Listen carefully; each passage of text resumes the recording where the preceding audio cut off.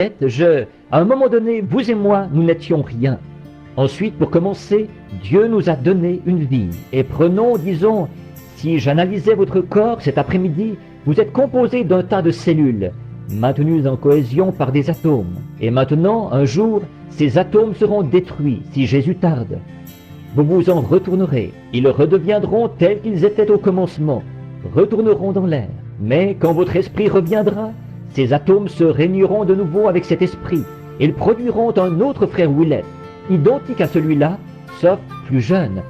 Quand il était au mieux de sa forme, quand un homme a dépassé l'âge d'environ 25 ans, il se retrouve avec quelques rides sous les yeux et les cheveux qui commencent à grisonner. Forcément, parce que la mort est à vos trousses, et un de ces jours, elle vous emportera.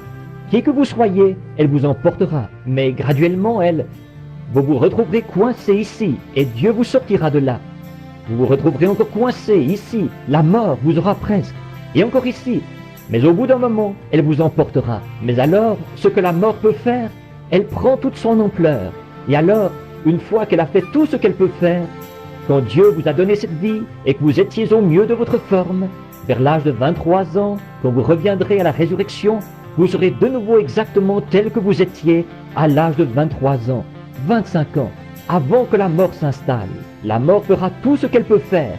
Elle s'installera, mais vous reviendrez exactement tel que vous étiez. Maintenant, si chacune des cellules de votre corps, analysons cela maintenant.